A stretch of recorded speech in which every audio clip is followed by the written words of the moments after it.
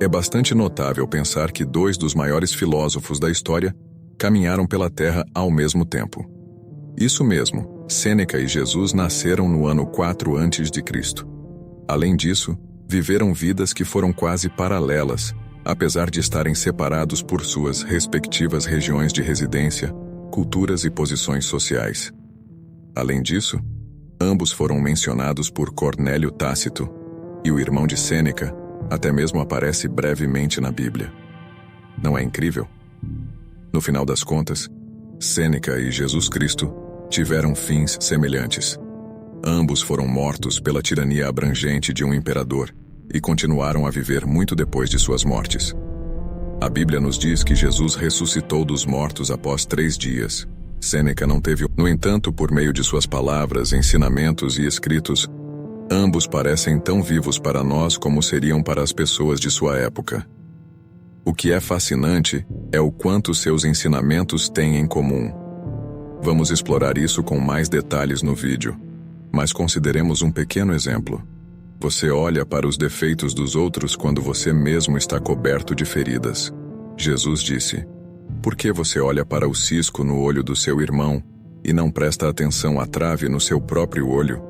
Claro, se pensarmos como cristãos, não compararemos Sêneca a Jesus Cristo.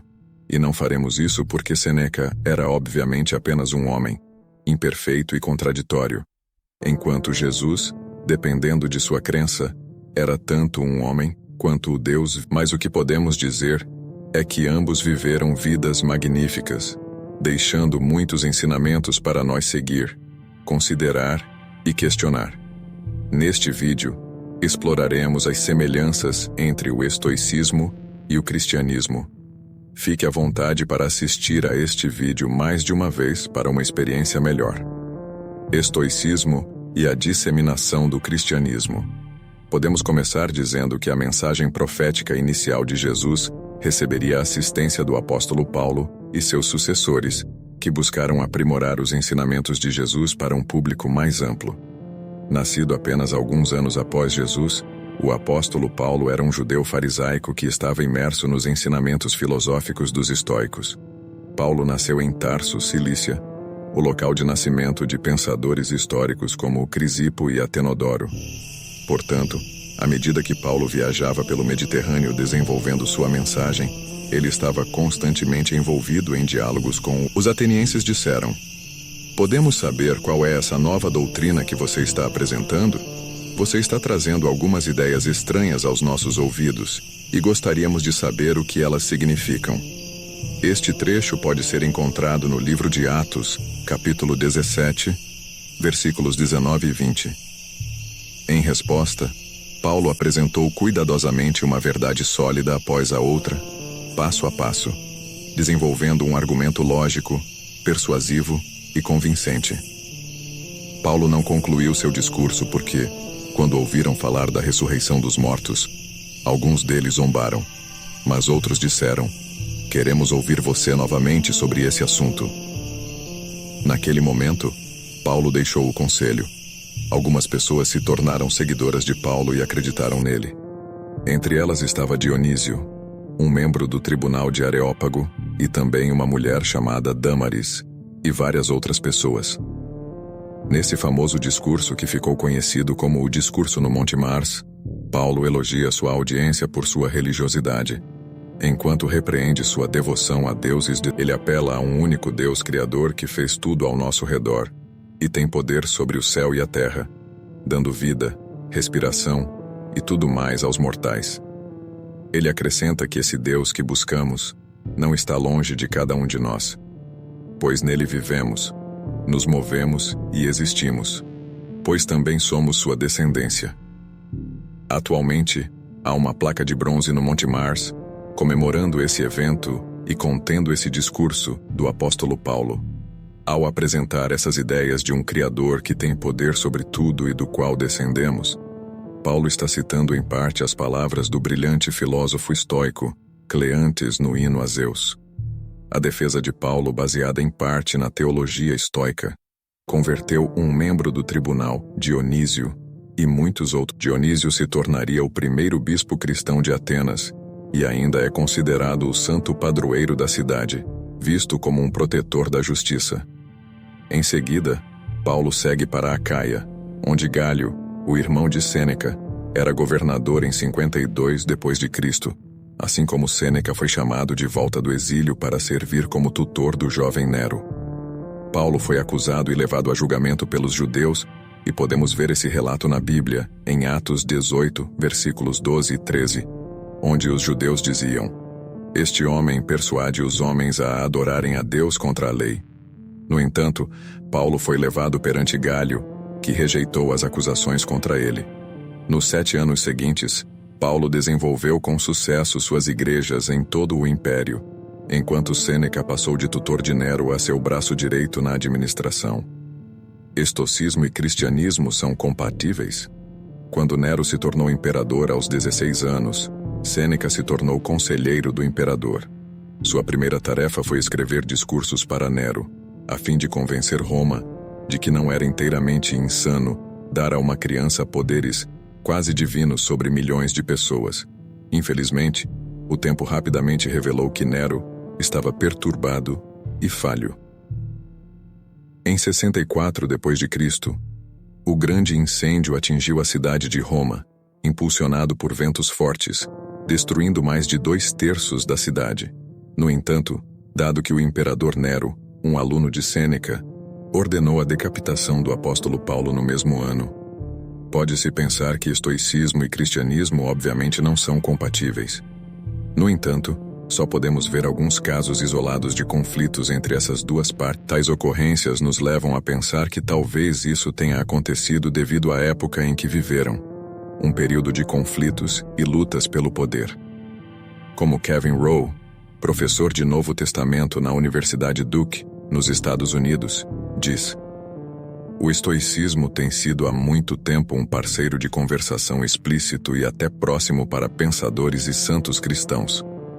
Havia também o autor cristão dos séculos II, Tertuliano, que se referiu a Sêneca como Septimus Nostrorum, um termo latino que significa frequentemente nosso.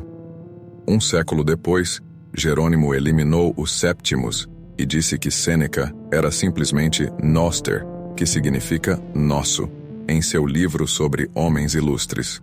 Agostinho de Hipona, conhecido pelos católicos como Santo Agostinho, também faz referência a passagens de Sêneca em sua obra A Cidade de Deus. Assim, o relacionamento entre estoicos e cristãos é profundo. Mas um estoico pode ser um cristão? Um cristão pode ser um estoico? O debate sobre esse assunto continua até hoje. Foram escritos livros por estudiosos tentando mesclar estoicismo e cristianismo, assim como foram escritos livros por estudiosos que tentam separar o estoicismo do cristianismo. A maioria dos estudiosos parece concordar que é difícil ser tanto um estoico quanto um cristão ao mesmo tempo, mas também concordam que um cristão pode se tornar um cristão melhor ao ler os estoicos, e um estoico pode se tornar um estoico melhor, assim como um cristão. Por exemplo, Joseph Dodson, professor associado de estudos bíblicos que escreveu vários volumes sobre as conexões entre Sêneca e Paulo, cita a frase de Sêneca sobre como devemos buscar a sabedoria de todas as escolas filosóficas. O professor Dodson nos diz: "Quanto a mim, acredito que Jesus Cristo é o caminho, a verdade.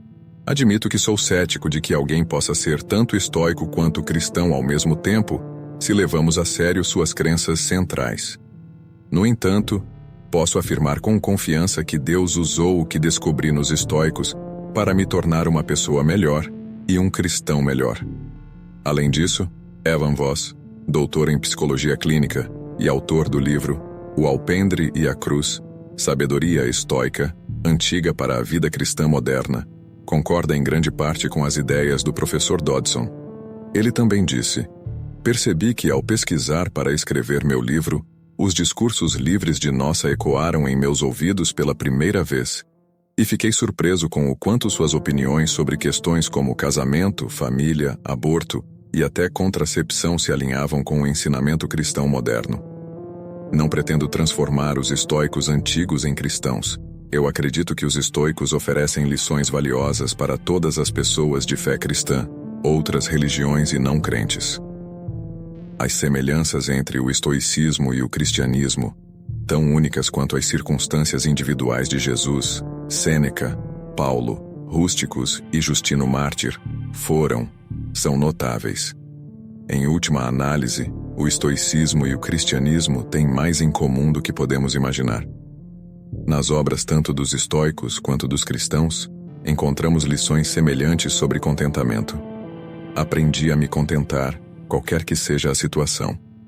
Sei o que é passar necessidade, e sei o que é ter em abundância. Aprendi o segredo de viver contente em toda e qualquer situação, se bem alimentado, se com fome, se em fartura, se em escassez. É a atitude, não a circunstância, que deve ser avaliada. Sobre amar o próximo. Escolha como guia alguém que você admirará em maneira de vida e em rosto, como um padrão real, pois devemos ter alguém após o qual possamos modelar nosso caráter. Sobre disciplina.